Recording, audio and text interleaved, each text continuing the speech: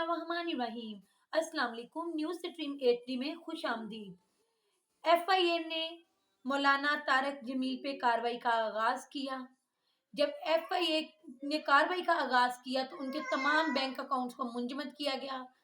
और बाद में ये चीज देखने में सामने नजर आई कि उनके बैंक अकाउंट से 49 अरब रुपए बरामद हुए हैं। ये इत्तलात आ रही हैं और जब इस पे फिर मजीद ये भी बातें सुनने में आई कि ये तारिक जमील साहब, मौलाना तारिक जमील साहब अकेले नहीं थे, बल्कि फराह गोगी, मोना सलाही, मलक रियाज, बुशरा बीबी, उस्मान बुजदार, परवेज इलाही और भी इस मुल्क की बहुत बड़ी बड़ी शख्सियात, इन सब का एक ग्रुप है और ये सारे मिलके यानी कि इस तरह से पैसे बना रहे हैं और इनके बाकायदा तौर पे कार्रवाई इनके खिलाफ होना शुरू हो गई और एक इंकशाफ हुआ कि 49 अरब रुपए मौलाना तारक जमील के बैंक अकाउंट से बरामद हुए हैं। ये वो सारी चीजें हैं जो आज गर्दिश कर रही हैं। ऐसे मुल्क में, ऐसे हालात में जब मुल्क इस वक्त इतनी बुरी हालत से गुजरा है माशी तौर पे, एक आम इंसान को रोटी भी नसीब नहीं हो रही, तो ऐसे में इतने बड़े आलम दीन कि जिनको हम सब इतना पसंद करते हैं, उन्हें शौक से सुनते हैं, उन्हें मानते हैं और इतने वो नेक माने जाते हैं, तो उनकी तरफ से एक ऐसी खबर आना दिलों को बहुत मायूस करता है। वैसे तो वो खुद भी कई खैराती इदारे चला रहे हैं, उनकी एक फाउंडेशन भी है, इसके अलावा एमटीजे के नाम से उनका एक ब्रांड भी है, इसके अलावा वीडियो से भी उनकी अच्छी खासी इनकम है।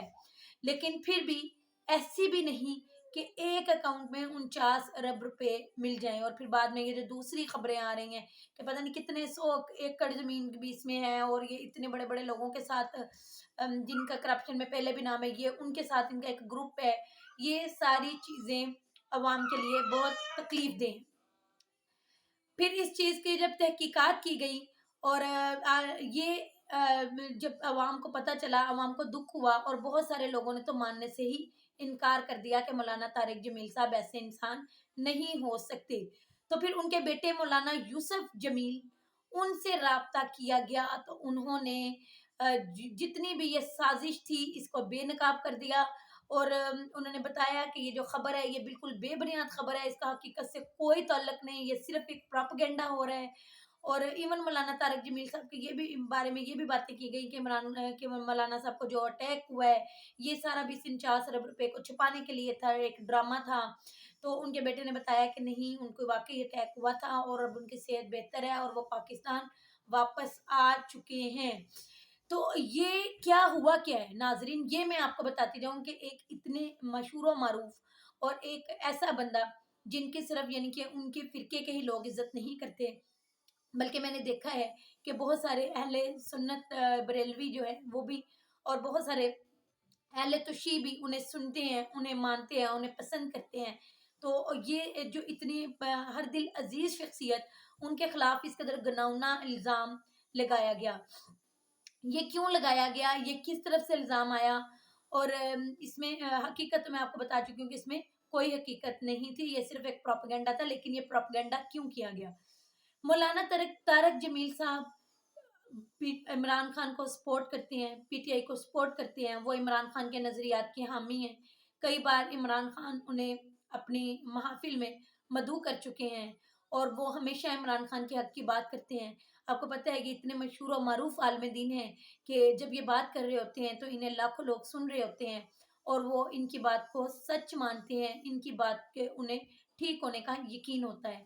तो अब इस वक़्त इमरान खान जो है वो इस वक़्त पीडीएम उनके खिलाफ हर तरह की चाल चल रही है कि किसी तरह से इमरान खान को बदनाम किया जाए, उन्हें बुरा साबित किया जाए। तो वो उसी सब में मौलाना तारक जमील साहब भी उनके रडार में आ गए, क्योंकि मौलाना तारक जमील जो है वो बहुत बड़े सपोर्टर हैं इमरान खान के और वो इमरान खान को सपोर्ट करते हैं। तो ऐसे में मौलाना तारक जमील साहब को बदनाम करने की, बेइज्जत करने की एक बेहुदा, एक इंतहाई घटिया और ओछी हरकत की गई है इन लोगों की तरफ से। इन लोगों ने एक झूठा प्रोपेगेंडा बनाया जिसमें मौलाना तारक जमील को ज़लील और रुस्वा करने की कोशिश की कि हम अवाम में ये बयानियाँ दें कि वो जो है वो एक करप्ट इंसान है, उनके पास तो इतना उन्होंने माल बना के रखा हुआ है, ये किया हुआ है, वो किया हुआ है। उन्होंने इस दौरान उन्होंने बड़े बड़े अजीब जो बयान वो भी दिए, उनकी सेहत के हवाले से भी कहा कि उन्हें अटैक नहीं हुआ बल्कि वो तो एक ड्रामा है सब सारा कुछ। تو وہ آج ان کے بیٹے نے بات بتا دی کہ نہ تو ایف آئی اے کی طرف سے کوئی تحقیقات ہوئی، نہ ان کے اکاؤنٹس سیل کیے گئے، اور نہ ہی اتنی بڑی کوئی رقم برآمد ہوئی ہے۔ تو یہ سب ایک جھوٹ ہے، ایک پروپیگنڈا ہے، یہ مولانا طارق جمیل کو بدنام کرنے کی، ذلیل و رسوا کرنے کی ایک سازش تھی۔ لیکن اللہ تعالیٰ اپنے نیک بندوں کا ساتھ دیتا ہے، وہ اس سازش میں کامیاب نہیں ہو سکے، اور حقیقت کھل کے سامنے آ گئی ہے کہ اس طرح کی نہ تو کوئی تحقیقات ہو رہی ہیں، نہ ان کے اکاؤنٹس منجمد ہوئے ہیں، اور نہ ہی ان کے اکاؤنٹ سے اتنے پیسے برآمد ہوئے ہیں۔ تب یہ بھی خبر سننے میں آ رہی ہے کہ جو مولانا طارق جمیل صاحب ہیں،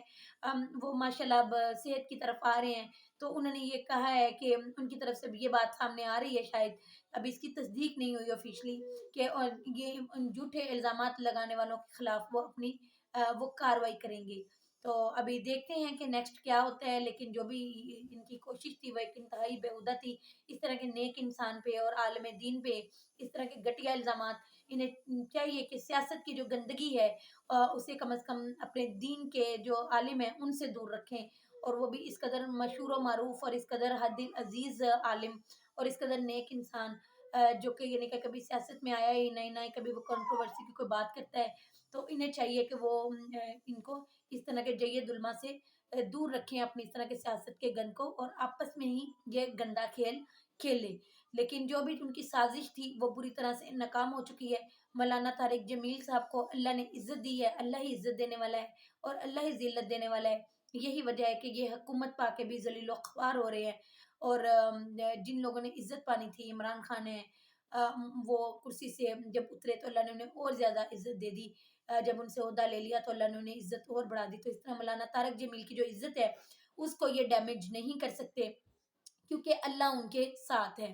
تو اب تک کے لیے اتنا ہی، نیکسٹ ولاگ میں انشاءاللہ پھر ملاقات ہوگی۔ اللہ حافظ۔